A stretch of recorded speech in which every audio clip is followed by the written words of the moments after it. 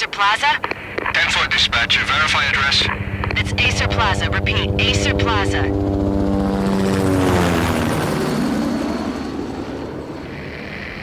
Shots fired on the rooftop. An assault in progress at Acer Plaza. Repeat, an assault in progress.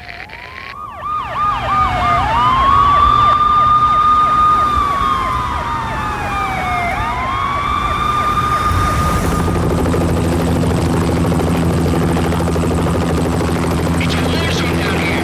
1085 dispatcher, need additional units. Additional units now. Officer in danger. Officer in danger. 10-5, please repeat. 10-5, all units, emergency. Officer in danger, Acer Plaza. Repeat, Acer Plaza, all units. They were all dead. The final gunshot was an exclamation mark to everything that had led to this point. I released my finger from the trigger, and then it was over. Sense of it, I need to go back 3 years. Back to the night the Payne started.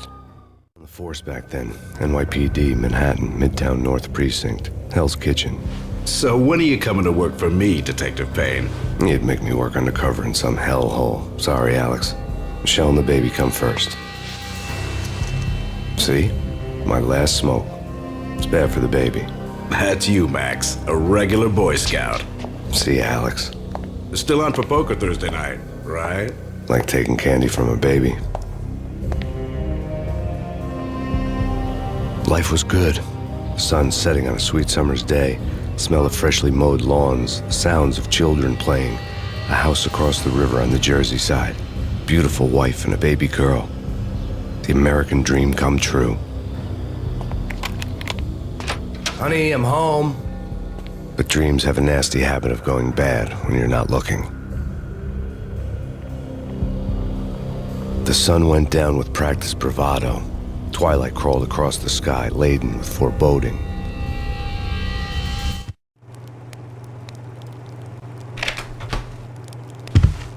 Michelle, honey, anybody home? I didn't like the way the show started. They'd given me the best seat in the house, front row center. Been tattooed on the wall, a map of things to come. It was a poison syringe, a magic tag full of diabolical meanings.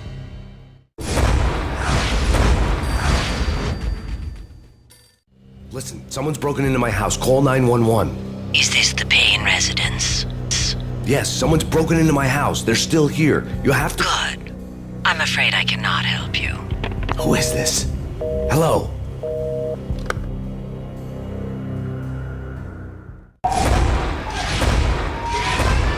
Michelle!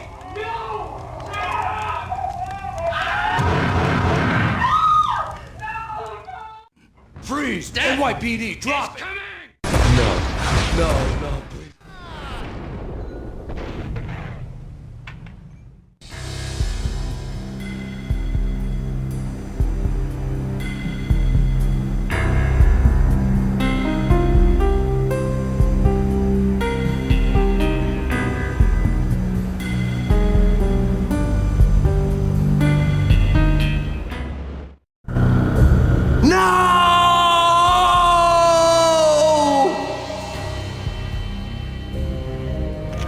That was 3 years ago.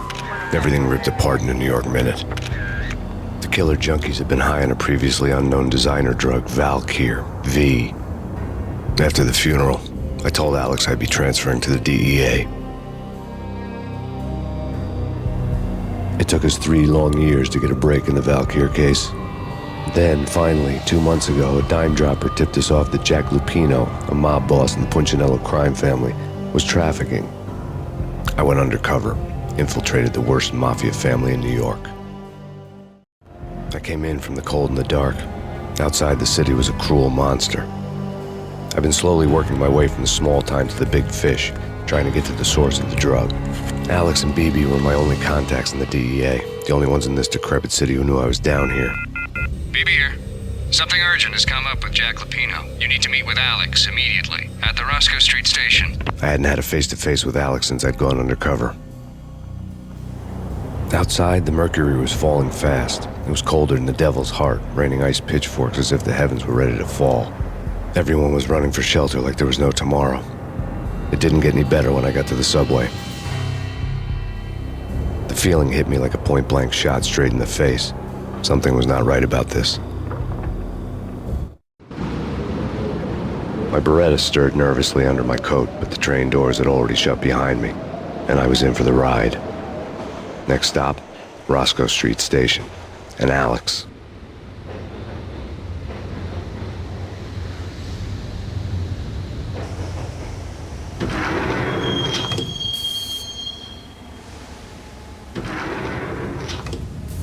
The station was drenched in gloom. Alex was a ghost, nowhere to be seen. I'd have to look for him. Death was in the air at Roscoe Street. I'd have to find Alex fast. Home free. This way. Hold out!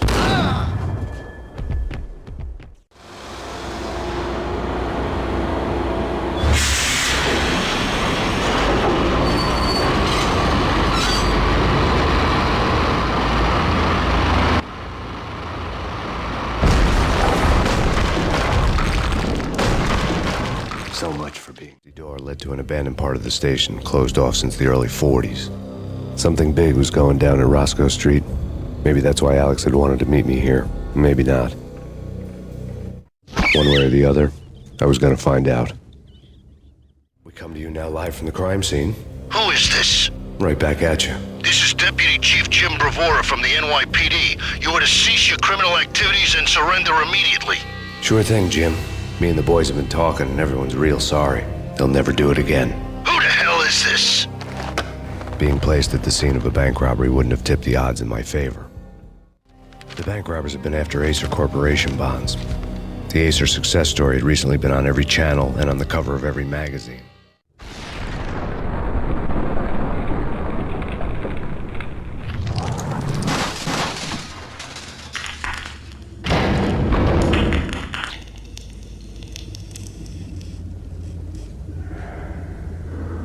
Hold it!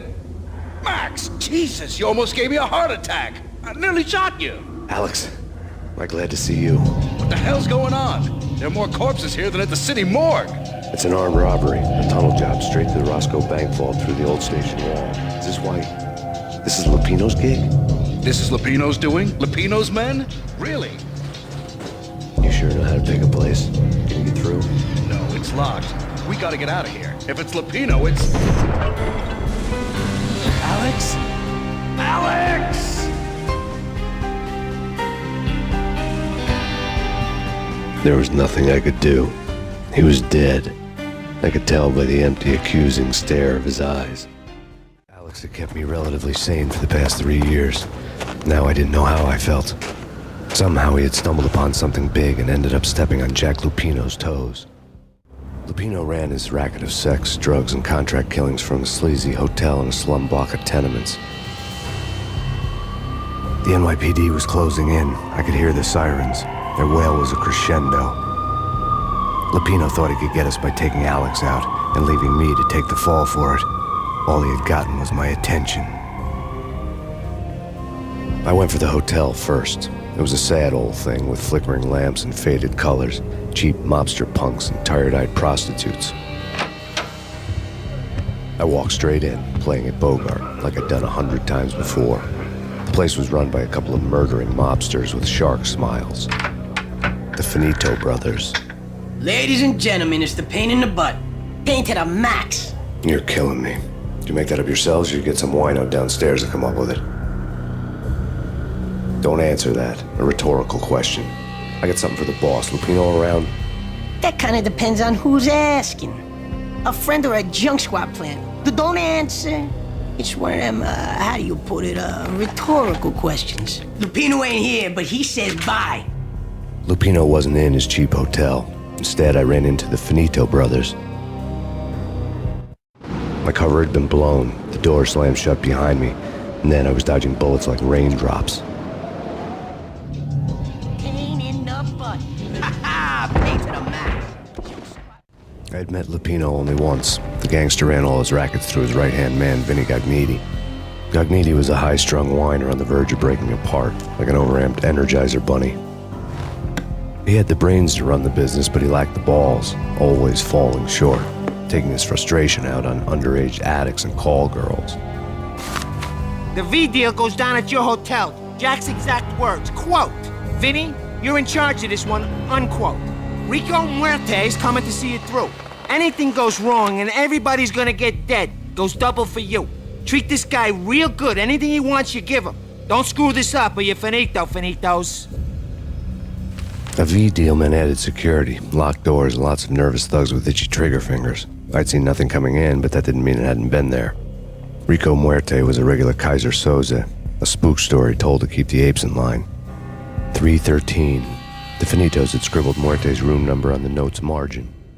Tonight, the city's fight against the nightmare drug Valkyr took a turn for the worse, as DEA Special Agent Alex Balder was found brutally slain at the Roscoe Street subway station. A suspect was seen leaving the site only moments after the shots had been fired, and the NYPD is currently in pursuit of Max Payne, a repeated felon believed to be armed and extremely dangerous.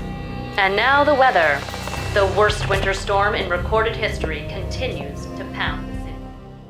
Our investigation had turned up nothing to link Angelo Punchinello, the head of the Punchinello family, to Valkyr. All tracks had ended with Jack Lupino.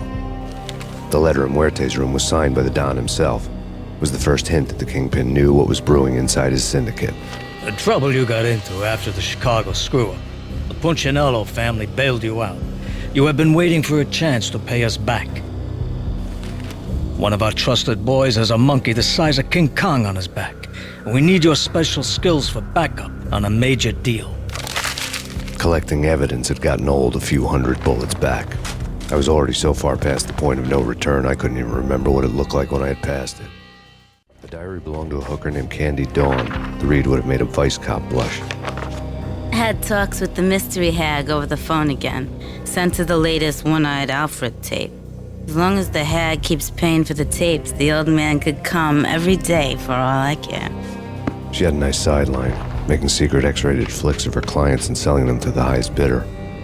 They would get her killed if her V-fix for the day didn't do it first. The old service elevator rumbled down to the bowels of Jack Lupino's hotel.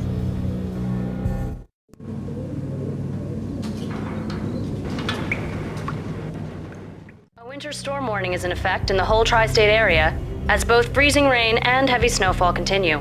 Many roadways are already closed, and people are advised to stay indoors. The severe blizzard has ravaged New York for 3 days now, with no end in sight. We'd been snowed from the start in the Valkyr case. The forecast said there was plenty more where that had come from. But the snowbound city was on my side. Less chance of innocent bystanders getting caught in the crossfire. A dead man tied to a chair lay on the boiler room floor. Captain Baseball Bat Boy has an unbeatable track record in superhero death matches. But a six-pack of root beer gets me every time. The murder weapon was a baseball bat, now lying in a pool of drying blood next to a newspaper folded open on a Captain Baseball Bat Boy comic strip. Two mad dog killers, ready to murder each other. They step into the next room, and I'm thinking, now they're gonna do it. But no.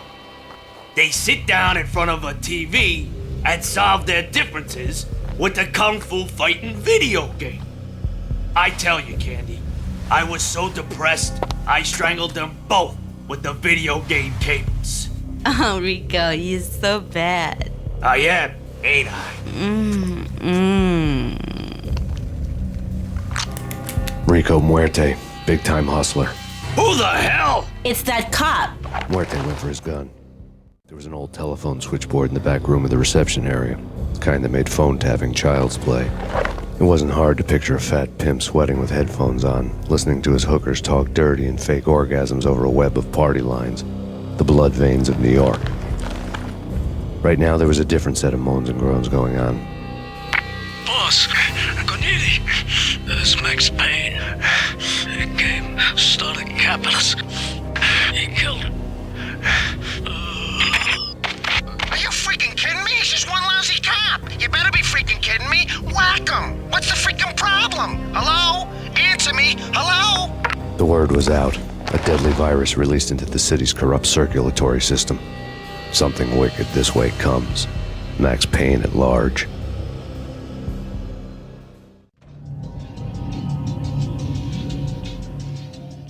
Turn around, walk away, blow town. That would have been the smart thing to do. Guess I wasn't that smart. Lupino's tenement buildings were a seedy hangout for all kinds of sleaze. A liquor store, a pawn shop, a laundromat full of mobster bookies and loan sharks. The list went on. The how and why of it was a mystery to me, but they knew I was a cop. They knew I was coming, and they were going to get real trigger-happy about it. I got to see Lupino's hangout all lit up. A bomb went off, turning snow into liquid gold. A pillar of fire lifted the remains of a car straight up into the air. The flames were highlighted on the hood of a black Mercedes-Benz as it coasted down the street real slow, as if the driver didn't have a worry in the world. I got a good look at the man riding shotgun. It was Vladimir, the head of the local Russian mob, the fly in Don Punchinello's soup. The ringing in my ears was the sound of a mob war being waged.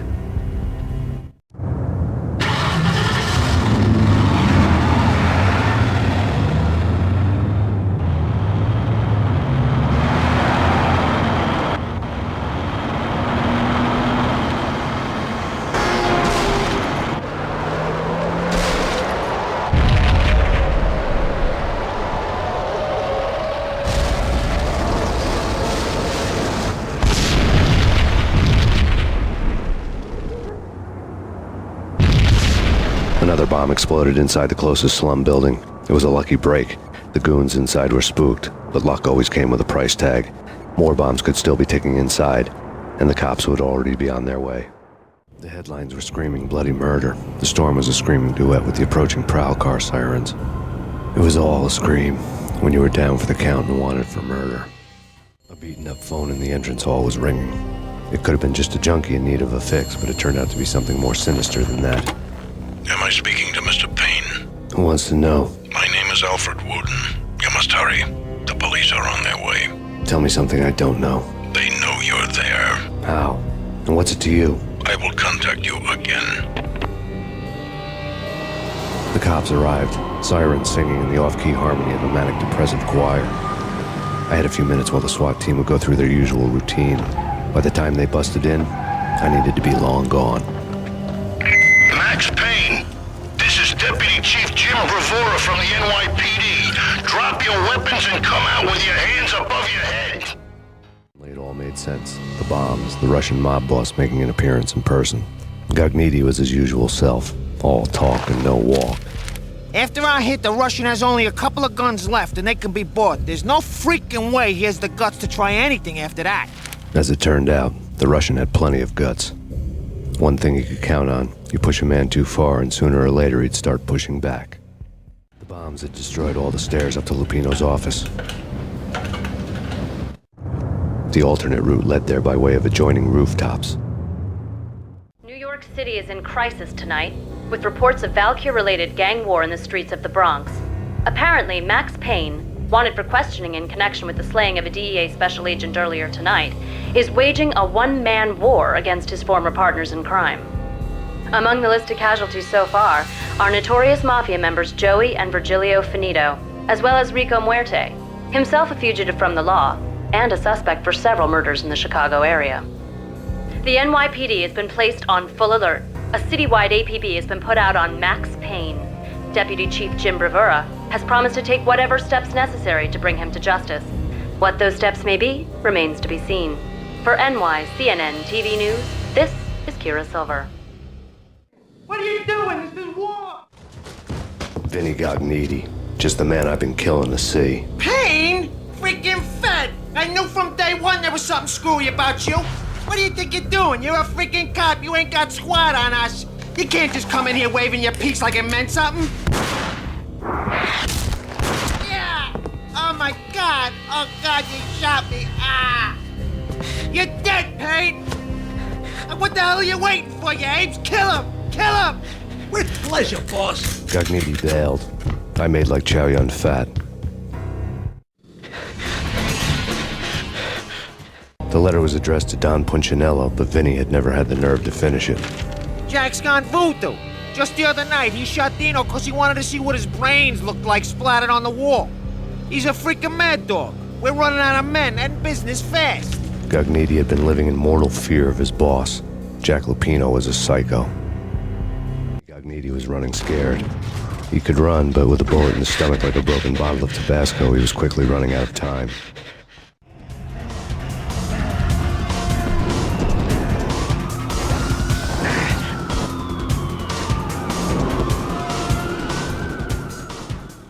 This was my second train ride of the night. The way it started didn't promise anything better than the last one.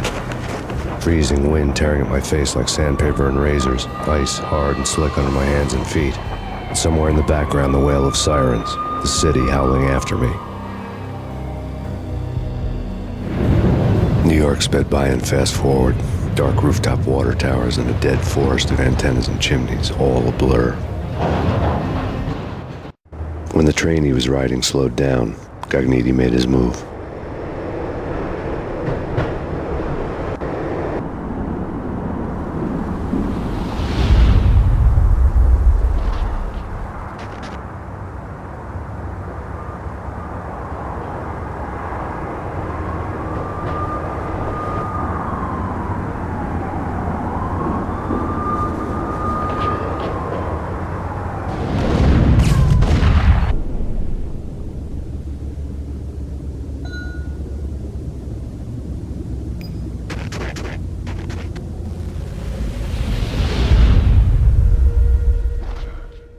It's Payne! He's coming down the stairs! Shoot the bastard! Okay, boss, you got it. No problem.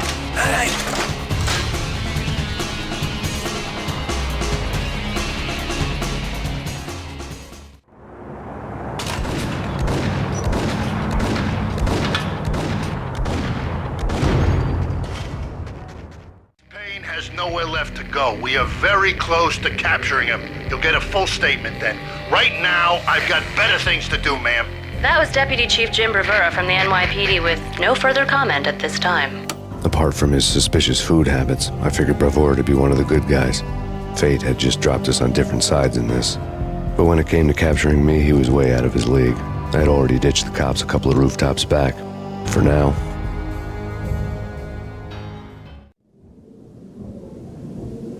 Open, goddammit!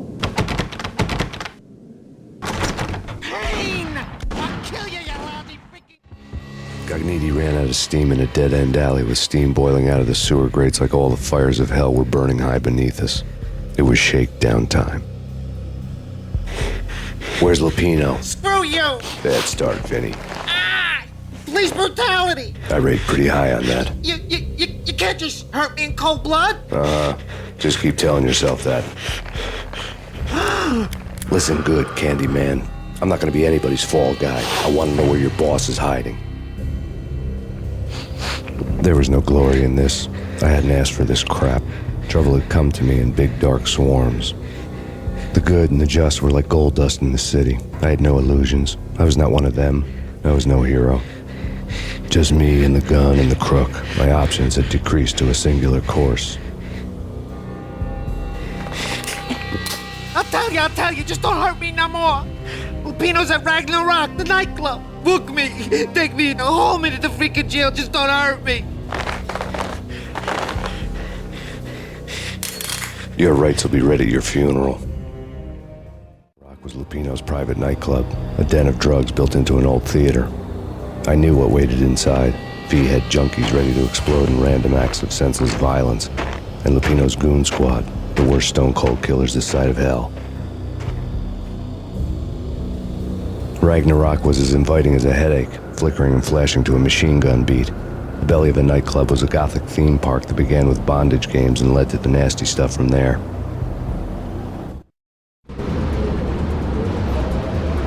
As subtle with its dark message as a cop killer bullet through the heart. Like father, like son, just like Jack Lupino. Given the setting, I was surprised to find that somebody had been passing time reading. The paperback was entitled, The Age of Murder and Storm. The blurb on the back mentioned Norse mythos and Ragnarok, the end of a Viking world with a terrible winter that covered the earth in ice, when vile crimes were rampant and all humanity lost.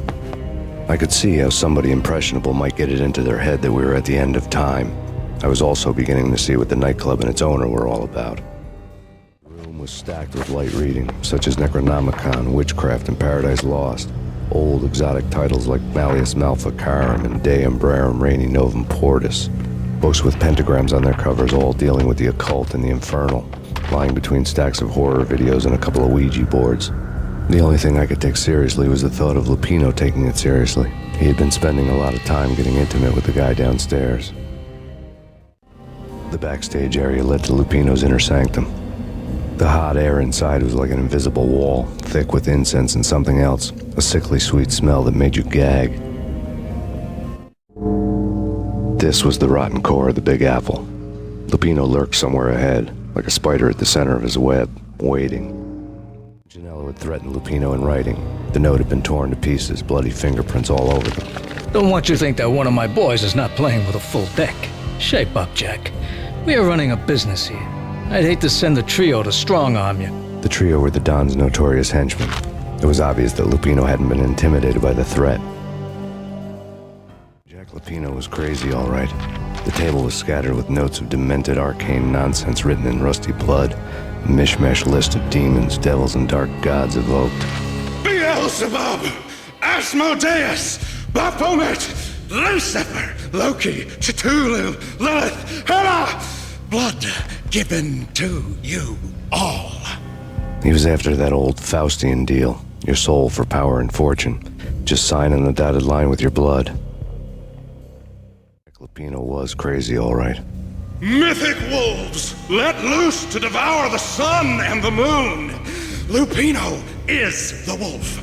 I'm Mr. Beast, the big bad Fenris wolf. I'm the end of the world man, wearing the flesh of fallen angels. After Y2K, the end of the world had become a cliché. But who was I to talk? A brooding underdog avenger alone against an empire of evil, out to right a grave injustice. Everything was subjective. There were only personal apocalypses. Nothing is a cliché when it's happening to you. I don't need the words! I'm beyond the words!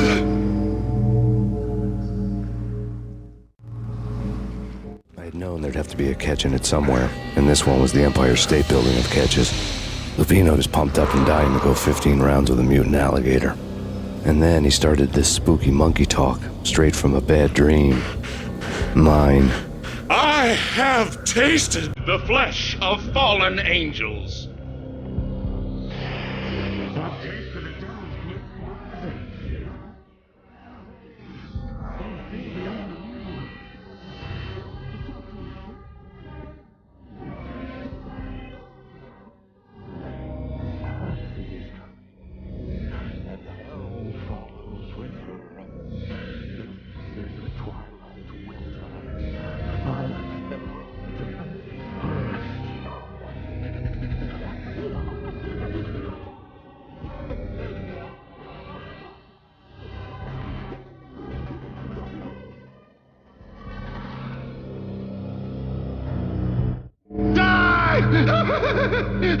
You'll die! You'll die! Now!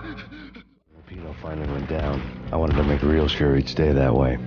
V was a bad monster. Turned them into friggin' zombie demons from outer space. I think he's dead already. Huh? And that's when it happened. But dead or not, you've got the wrong guy. In stepped this knockout femme fatale, holding a gun to my face. I returned the favor. Lisa Punchinello. Lisa Punchinello was the Don's wife. Mona Sachs. Lisa's evil twin. Your safety's off, evil twin. You might hurt someone with that gun of yours. Lisa's the damsel in distress. I'm the professional. I'd blow you away without batting an eye. Sure, and you can check out my credentials splattered all over this joint. Jack couldn't have framed you. Not the state he was in. We're after the same slime bag. Angelo Punchinello's the one who murdered your friend and framed you with it. You know this for a fact. I've got my sources. I don't have a clue these days. I just shoot them as they come. Who put a contract on the Archfiend? This one's mine. I hate the guts of that sadistic wife-beater. Why not pool our bullets for this one? I thought you'd never ask. My finger was starting to twitch. How do you like your whiskey? I'm easy, as long as you don't try to slip me a Mickey. You're a real angel, Max. It was good stuff. Tasted sweet as honey going down. Nothing personal. Can't risk you going berserk and getting Lisa killed.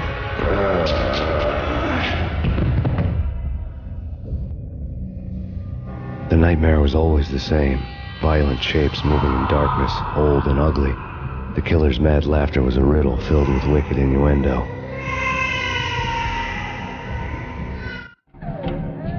Somewhere, the baby was crying. We found you snoring next to Lupino's corpse. The Payne family. Happiness captured in a Polaroid moment. I had thought it would last forever, till death do us part. I didn't want to think about it. As long as I didn't, it could never happen. But I had broken my own rule. The thought had already slipped in. Fear was rusty needles poking at my brain. Cold and scaly, it slithered down my chest. Alex and I had a few moments of glory between us. Crime-fighting comrades, the best in NYPD DEA collaborative team. Good-hearted macho bullshit like that. I would have given anything to have him here as my backup. No such luck. No luck at all. No, please, God, no. Slice them, dice them, shoot them full of holes, blow them to bits, vaporize them, disintegrate them. No matter what you do, they'll still be back. Michelle was working part-time in the district attorney's office. Her diary was open on today's entry. Her handwriting all pretty curves. An army dossier found its way to my desk yesterday. Valhalla? Isn't that a Norse myth? Something about Vikings? I tried to tell Max about it, but he was busy, that cute frown on his brow. Guess it's nothing, just a mix-up at the courier service. From now on, I would always find time for her. It was a hollow promise. Too little, too late.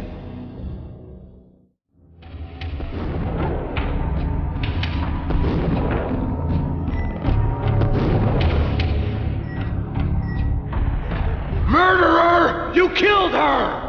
Nothing like that ever happens in the real world. I woke up in a bad dream. My head felt 2 sizes too small for my brain. Max Payne. I envy your name. And the killer was smiling. Pleased to meet you. I'm Frankie the Bat Niagara. Niagara, as in you cry a lot? He had a baseball bat and I was tied to a chair. Pissing him off was the smart thing to do.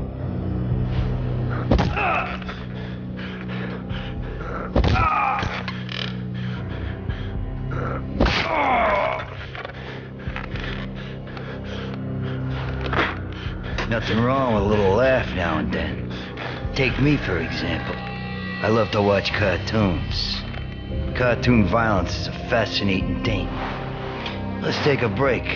I need to take a leak and maybe grab a cold one at the bar. Don't worry. I'll be back to finish this off. And then, it's checkout time. You play, you pay, you bastard. He swaggered out, and the door clanged shut behind him, locks clicking into place. Everyone makes mistakes. Mine hadn't been to crack jokes about the goon with the bat. He'd have cracked my skull regardless. It hadn't even been to trust a girl with a gun. I had blindly gone after the first bad guy on my hit list when I should have been aiming further up the ladder, at the head of the Punchinello family. I couldn't bring myself to be pissed at Mona. Guess I had a soft spot for a pretty face.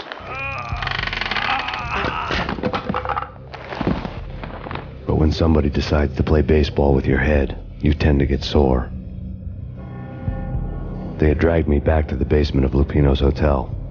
I was beaten, bruised, and blue. I felt like the chair I had broken to get free.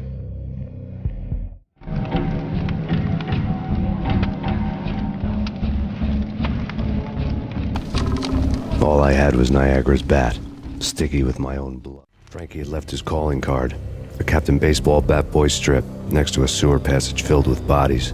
You'd better not mess with Captain Baseball Bat Boy. Even my arch enemy, Bicycle Helmet Girl, swoons at the sight of me. Aha! There were enough corpses to put a mass murderer to shame. The men in blue had come and gone. They had decorated the place with chalk outlines and tied it together with yellow tape. The cops who had stayed behind were dead. Frankie, his boys, and I had the place all for ourselves. Just forget about it. Hey, just forget about it. That crazy witch, you should have heard her. She was a real scream when the boys caught her trying to cap the Don. Oh, that's friggin' bad. To the trio? That's even worse than what Frankie's doing to that poor bastard downstairs. She's gonna take a long time to die. The mobster muscle on the phone was talking about Mona. Punchinello's trio were nothing but bad news. The fact remains that all the victims so far identified in the Ragnarok shooting have been known criminals, many of whom had large doses of V in their blood. Reliable sources say that Max Payne was also among those killed, although no body has been recovered at this time. Reliable sources.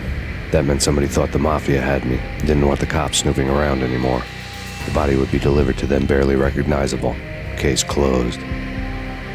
Don Punchinello had the power to be that reliable source, which was no news. But his news was old news. Framing me hadn't been enough. Don Punchinello had put a hit on me. He wanted me dead, and it had been important enough for him to give written instructions to Frankie about it. Max Payne should die like a dog for the trouble he's caused. Frankie, I know I can trust you to give this matter the dedication it needs. The hotel bar was fast developing quite a history. True to his words, Frankie was there, having a beer. Jesus Christ. How the hell did you get loose? Got bored waiting. Thought, what the hell, we could just as well finish this here. Thank you. You've been a lovely audience. Had enough? I don't play with girls anyway. Unfair! I spotted the tail as soon as I left the hotel. A big black Mercedes. I had seen the car before. That time it had heralded impressive explosions. Vladimir was back. Bang! You're dead, Max Payne. I might have laughed if I remembered how. What's this supposed to be? Cops and robbers? Look, you want something with me? Get in line. Peace, man. Relax. You know you are a real news item. Armed and dangerous. I am going to make you an offer you can't refuse. I've always wanted to say that. It's a bum rap. I've been framed. That's a moot point. Whatever you did or did not do, I'm sure you had good reason for doing it. Want to hear me out? I'm listening.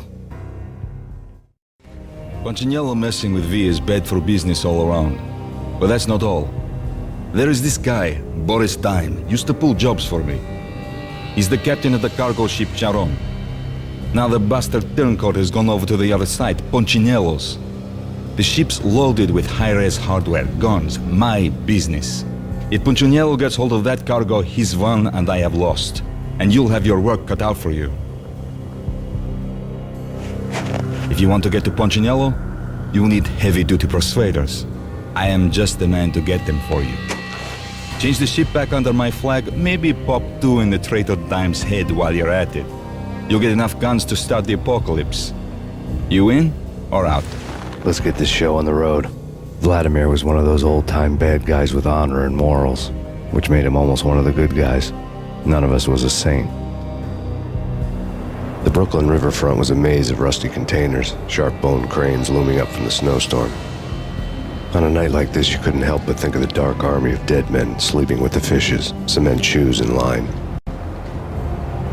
No Minotaur lurked in this labyrinth, but somewhere out there, on the clanking deck, Rico Muerte had come to town to do more than just sort out family troubles. Exhibits number 1, 2, and 3. Briefcase of money, a sniper rifle, and an envelope with one word neatly printed on a folded piece of expensive paper. Mayor. It didn't sound like a mafia contract at all. It was too cold and too to the point. Rust had crept over the sides of the cargo steamer a long time ago. Boris Dime would be on board. I'd have to smoke half of his crew to even get near the gangplank. The guns were probably being kept in the hold, buried amidst the rats and oily water. Angelo Puccinello here. Angie, tell me, how much did Dime cost you? I bet it was more than his name. Max Payne. Right the first time. You're dead, punk. You sure you're not confusing me with Boris here? But you are right, of course. Pretty soon we should get together and have a talk. You son of a... Pissing Punchinello off was a dangerous game, but when people get mad, they make mistakes. I should know. That's where I wanted Punchinello, mad enough to trip over his own feet, preferably into a grave.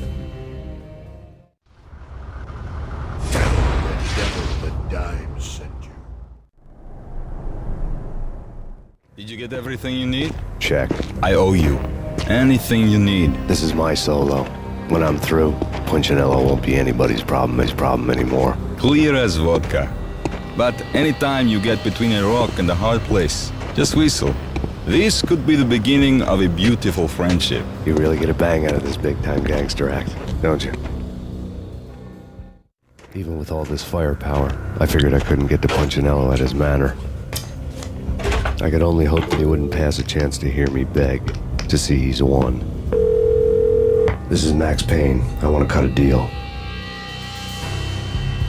Payne, you're a dead man. That's what everybody keeps telling me.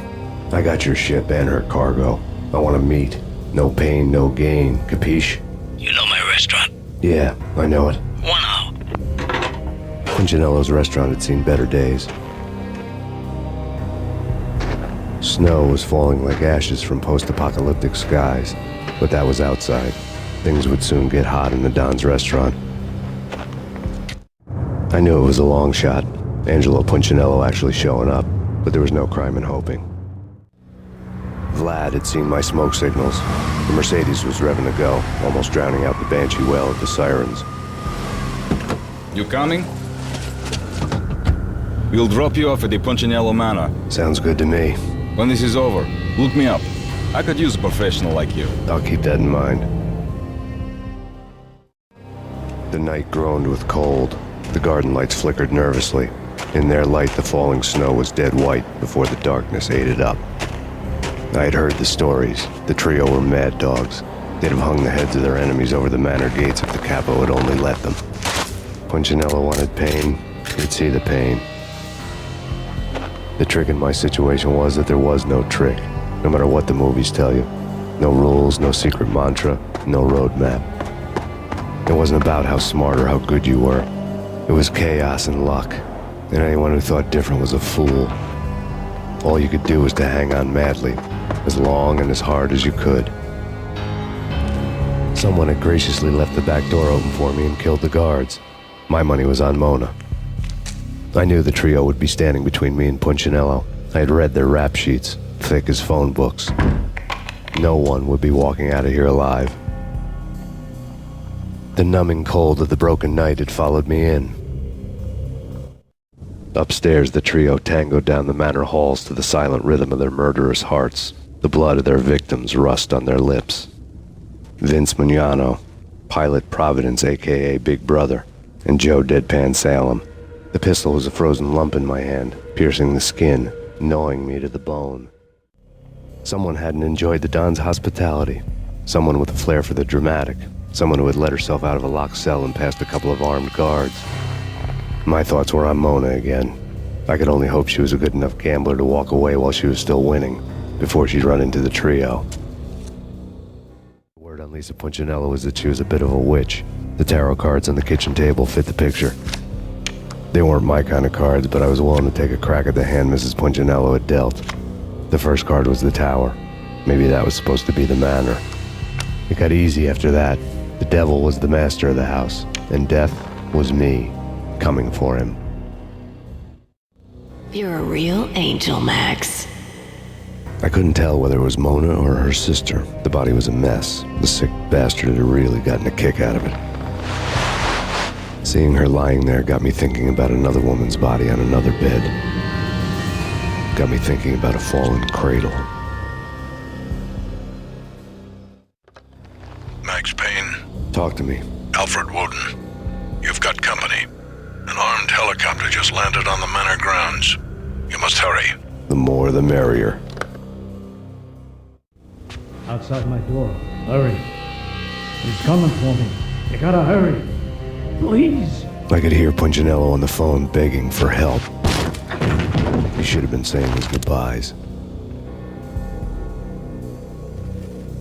Punchinello was a pushover. The moment I stepped into the room, he folded like a deuce before a royal flush. No, wait.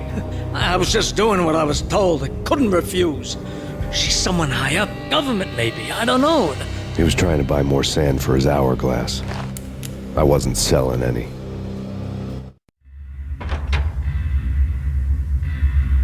No, I told him not to. Drop it. Don't Don't move. Game over, Max Payne. I could tell when I was outgunned. It was time to take another beating. The mystery witch was a real barracuda.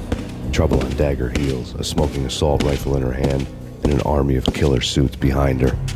How sweet. I get to kill two birds with one stone. Sooner or later, it was going to catch up with you. Mr. Payne, it's time to show you the benefits of my brew. Be a good boy now. You'd find that Lady Luck was really a hooker. You were fresh out of cash. Gentlemen, we're done here. Take me to Cold Steel. She had just given me an OD of Valkyr. I could feel green fire eating my brains. They turned to steam. They did a fade on me. I'd never had a chance. The witch had got me just as sure as if she put a gun to my head and pulled the trigger. The shadows rushed me, bruised mugshot faces hungry for revenge. They knew my weak spots and closed in for the kill. The floor turned into a vortex of green blood. I fell. Flesh of fallen angels. There was something disturbingly familiar about the letter before me. The handwriting was all pretty curves. You're in a graphic novel. The truth split my skull open, a glaring green light washing the lies away. All of my past was just fragmented still shots, words hanging in the air like balloons. I was in a graphic novel. Funny as hell. It was the most horrible thing I could think of. Bartender is shiny stuff and dreams are made of stooped necromancers. He sings like a banana wrist, having strayed too close to the constellations on their shaved skulls. There was a bad line in a prank call. Someone spouting insane babble. I couldn't make sense of it. But I had an overwhelming sense of déjà vu, and the caller's voice sounded oddly familiar. There was something disturbingly familiar about the letter before me. The handwriting was all pretty curves. You're in a computer game, Max. The truth was a burning green crack through my brain, weapon statistics hanging in the air, glimpsed out of the corner of my eye, endless repetition of the act of shooting, time slowing down to show off my moves, the paranoid feel of someone controlling my every step. I was in a computer game. Funny as hell, it was the most horrible thing I could think of. Don't lose it. It's Valkyr. The drug. Snap out of it. Try to remember. It was a bad line in a prank call, someone spouting insane babble. I couldn't make sense of it. But I had an overwhelming sense of déjà vu, and the caller's voice sounded oddly familiar.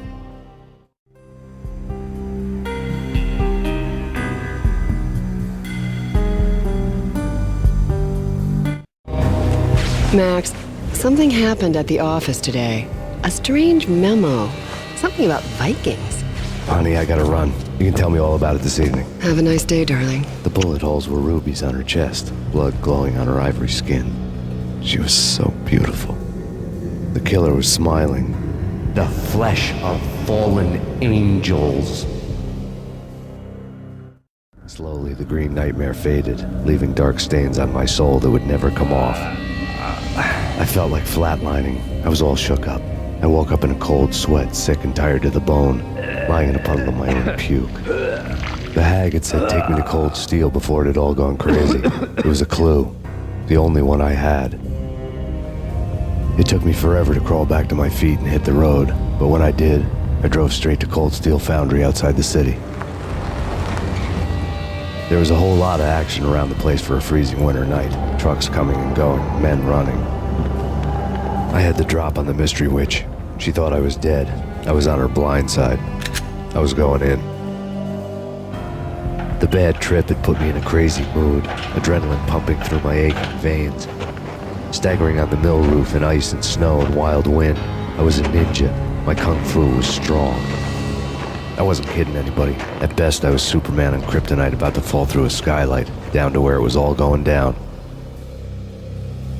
A half-abandoned industrial area in the middle of nowhere. The factory was a perfect front for any number of illegal activities.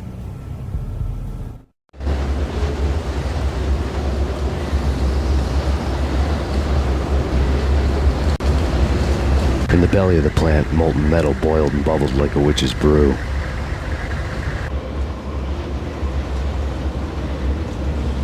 Report.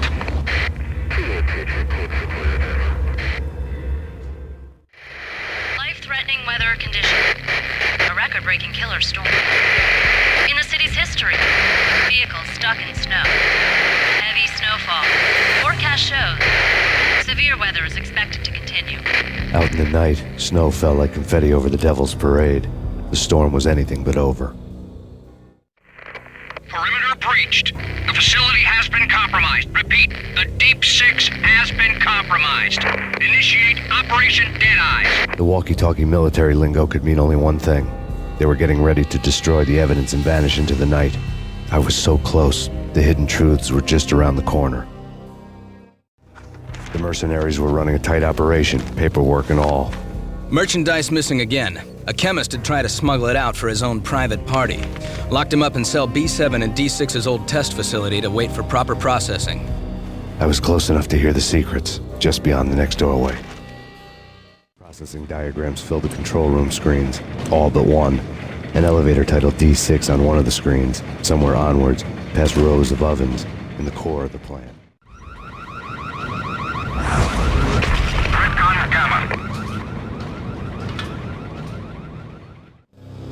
I had taken on the role of the mythic detective, Bogart as Marlowe, or as Sam Spade going after the Maltese Falcon to unravel all the mysteries. Following a path of clues to that final revelation, even if it would take me down to the cold, cavernous depths of a grave. You can't do this! My men are still inside! Do you have any idea why this is called Operation Deadeyes?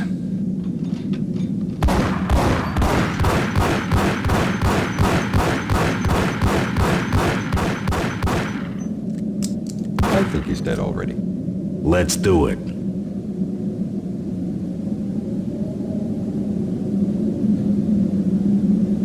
Attention all personnel. The self-destruction sequence has been initiated. There was an old army bunker under the steel mill. I knew the military plaque on the floor.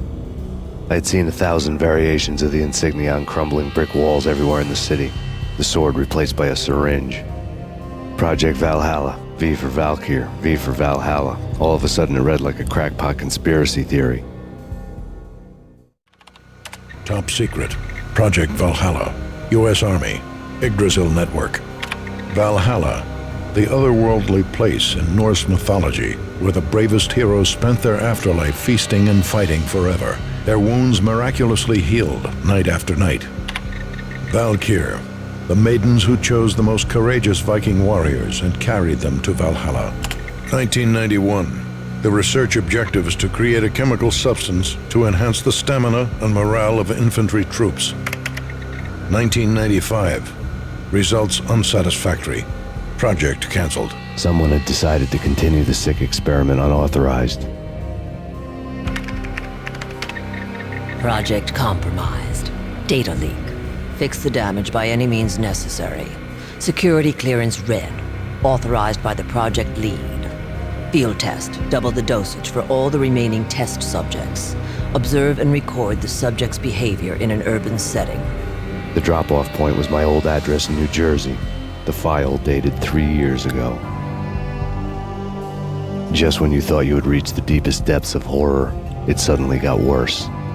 How to turn off that small voice inside your head that started to whisper that you should be glad that now, if not before, your revenge was justifiable on any conceivable moral scale. That small voice proved, beyond any doubt, that I was damned.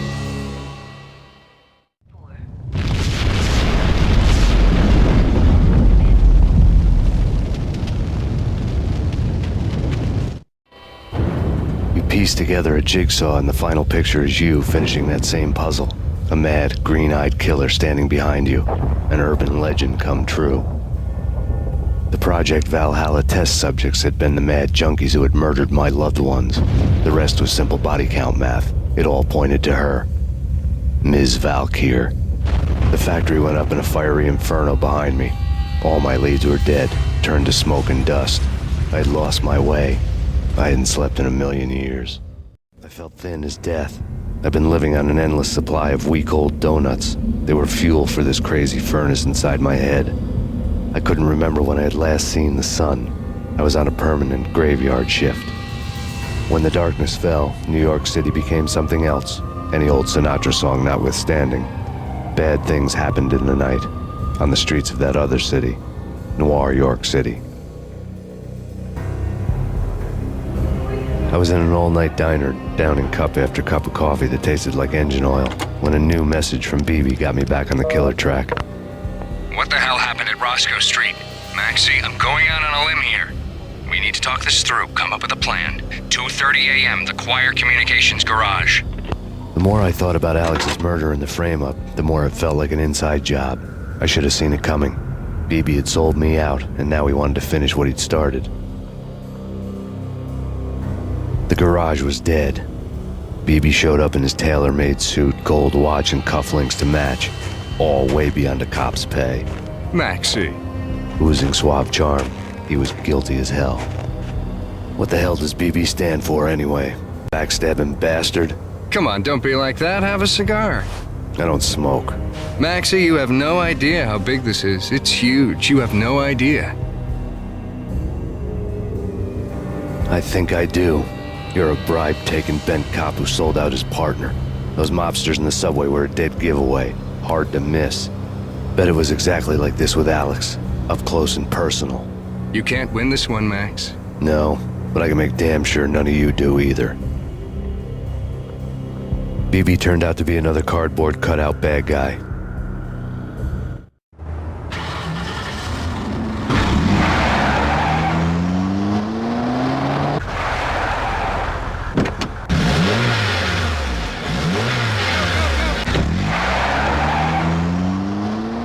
A bad cop on the take. A cowardly right-hand man fleeing from the scene. Reports of a fire at the Punchinello Manor in Westchester. The manor is the home of Angelo Punchinello, the alleged head of the Punchinello crime family. The police are now saying, contrary to their earlier statements, that Max Payne is still alive and at large. He continues his vendetta against the Mafia, of which this last act of arson is attributed to. I had no recollection of setting any fires, but I did remember the flames. Yeah. Max Payne? Whatever does it for you. This is Alfred Woden. I can give you the name of your enemy. Come to the Asgard building presently. We are expecting you. Woden was waiting for me on the steps of the old building. Mr. Payne, let's go inside. The others are anxious to begin. The others? Despite the general misconception, this building actually predates the City Hall by 2 years, thus being the oldest municipal building still in use here at the foot of the Brooklyn Bridge. No kidding. The old man played tour guide as he led me through a dark domed hall. The answers I was after loomed large ahead.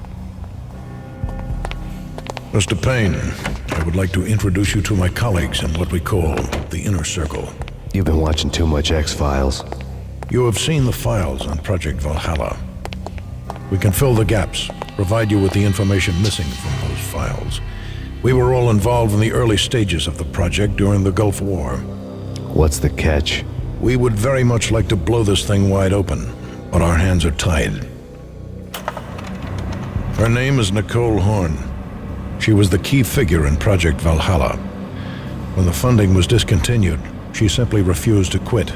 She knew exactly what she had in her hands. Nicole Horn is the president of Acer Corporation. She has more than half the city in her pocket. This must be kept under wraps. If you try to go public with this, we will deny any knowledge. We need you to take her out. Afterwards, we can protect you. Make all the charges go away. That was the cue for the killer suits to kick in the doors and swarm inside.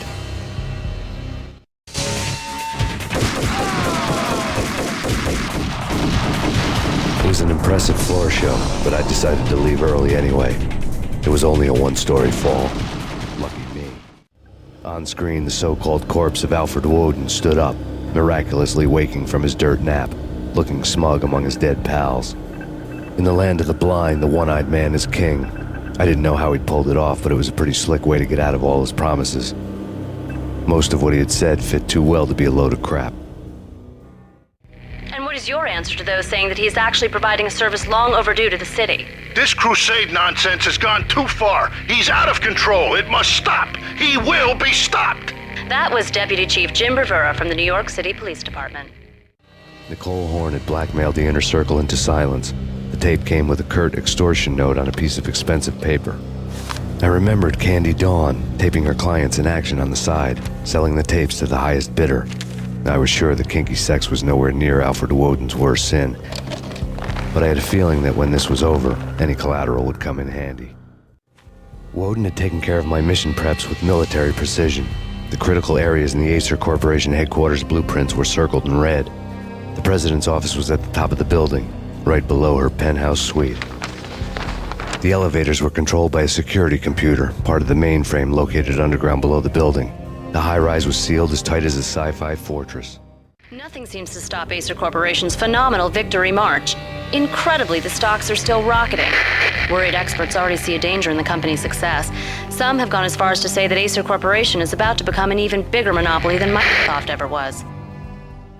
Mine wasn't the most original approach to the problem. It wasn't as if it hadn't all been done before. An eye for an eye, the first principle of revenge. Old as dirt, still going strong. The cardinal rule in going after someone with an intention to kill was not to make it personal, which it almost always ended up being anyway. It did with me. I took my time, cruising around the city in the snow. There was no hurry. I knew what I had to do now. I took my time, thinking about it, building up the rage. When I was ready, I parked the stolen wheels at the front entrance of the Acer Corporation headquarters. Got out, got in, got cracking. I had a bullet with Nicole Horn's name on it. I had 10,000 bullets with the hag's name on them. She had ultra-high-tech security systems, enough mercenaries and weaponry to start World War III. There was no fear. New York disappeared behind a veil of snow. I had crossed the threshold. This was her domain, sleek and sexy and soulless, all glass and steel. A place of color-coded security key cards, metal detectors, and surveillance systems.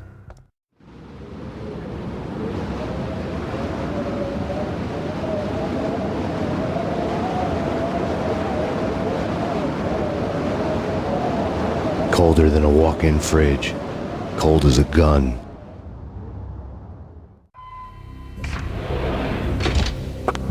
Mona, looking good. Max, we gotta stop meeting like this. It will be a cold day in hell before I let a narc cop stop me. Miss Sachs, do your job. Relax, Max. You're a nice guy. I don't kill nice guys. You're not bad yourself. It was different when Horn wanted Punchinello dead. To cut her ties to the Mafia, he deserved to die. The same goes with her. She's the bad guy here. Her sister was whispering to her in my favor. I knew the appetites of ghosts intimately. They hungered for revenge.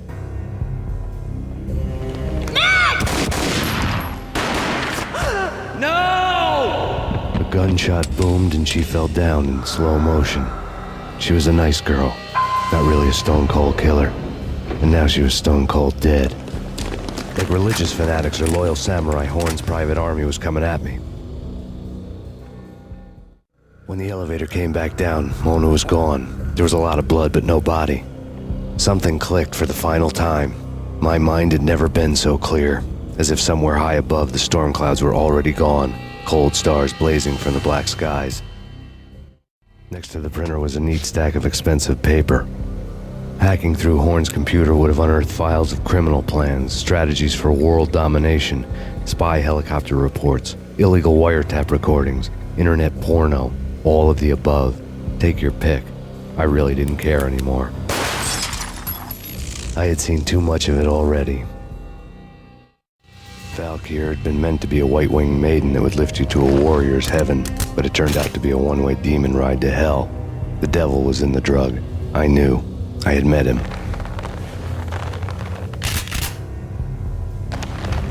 And now I was gonna kill her. The queen of the underworld who had tried to lift herself a bit closer to heaven with her drug money. No begging, no bribes. She knew better. Honor among killers. We who were about to die. Both of us knew how this would end. In pain and suffering. All this because your wife stuck her nose into things that were none of her business. The cops were coming to take me away. The sirens were like a bad conscience I couldn't shake. It's ridiculous you've made it this far. You won't be alive when they get here. Stop him!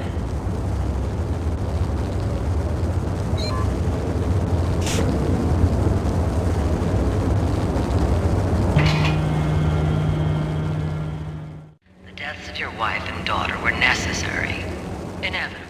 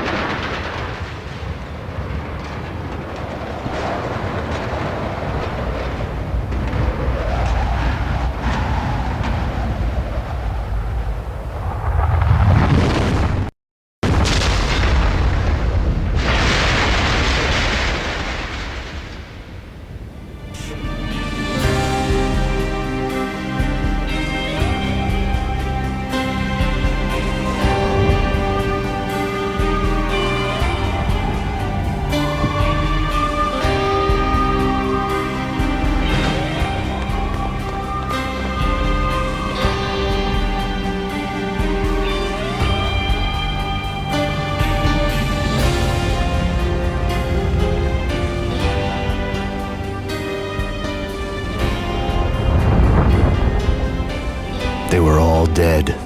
The final gunshot was an exclamation mark to everything that had led to this point. I released my finger from the trigger. And then it was all over. The storm seemed to lose its frenzy. The ragged clouds gave way to the stars above. Max Payne, this is Deputy Chief Jim Bravura from the NYPD. We've got the building surrounded. Throw down your weapons and lie down with your hands behind your head. A bit closer to heaven.